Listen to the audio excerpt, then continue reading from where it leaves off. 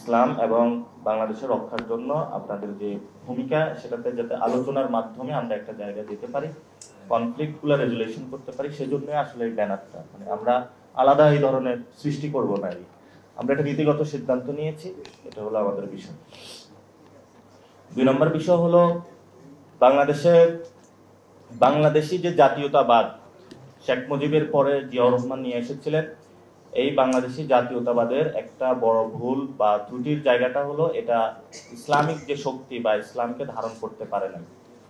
এবং এটা 47 থেকে অথবা এর আগ থেকেই এই যে পূর্ববঙ্গে যারা মুসলিম রয়েছেন অথবা এই বঙ্গতে যারা রয়েছেন, এখানে ইসলাম প্রশ্নকে কেউ ডিল করতে পারে নাই। কেউ কখনো তুরানের ইসলামকে নিয়ে এসেছেন, কেউ কখনো সালাফিদের ইসলামকে নিয়ে এসেছেন, কেউ কখনো আরাবিয়ান ইসলামকে নিয়ে এসেছেন। এইখানের জায়গা থেকে যে ধরনের ডিসকোর্স গুলা হাজির করা, তো অনেকে বলা হয়ে থাকে যে এখানে সুফিজমের মাধ্যমে যে ইসলামটা এসেছে, সেগুলো কিন্তু আমরা বড় আকারে আমাদের সামাজিকভাবে আমরা নিতে পেরেছি, কিন্তু লিগ্যাল যে পার্সপেক্টিভ সেই জায়গাটা আমরা এখনো আমাদের বড় জায়গা আমরা নিতে পারি না। তো এশিয়ার মধ্যে অন্যতম আমাদের সামনে নতুন করে একটি রাষ্ট্র আবির্ভূত হয়েছে, আফগানিস্তান, যেটা ইমারত বলা হয়ে থাকে। সেখানেও আমাদের সামনে একটা এক্সাম্পল আছে তারা কিভাবে করবে। তারা শুরু করেছে, আমাদের অনেক বিজ্ঞ আলেমজনও সেখানে গিয়েছিলেন, মামুনুল হক কয়েকদিন আগে সেখানে গিয়েছিলেন, তারা এক্সপিরিয়েন্স অর্জন করছেন। এর আগে যখন ইরান যুদ্ধ হয়েছিল, সেখানে হাফিজ জুজুর রহমতুল্লাহ আলাইহি ওনারাও গিয়েছিলেন।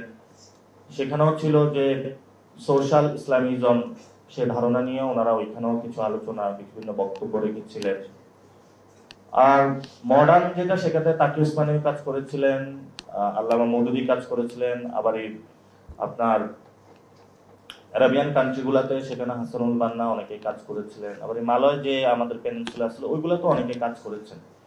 কিন্তু বাংলাদেশে এখনো আমরা ইসলাম শুধু দল হয়, ব্যানার হয়, কিন্তু আমাদের প্রাত্যহিক জীবন থেকে আমাদের আসলে এখানে যে কৃষ্টি কালচার আছে সবকিছুর সাথে ইসলামকে কিভাবে অ্যাড্রেস করা, এটাকে ডিল করা, এটা এখনো পর্যন্ত আমরা কেউ সমাধানে আসতে পারি নাই, এবং এটা নিয়ে আমরা কোনো সমাধান করতে পারিনি।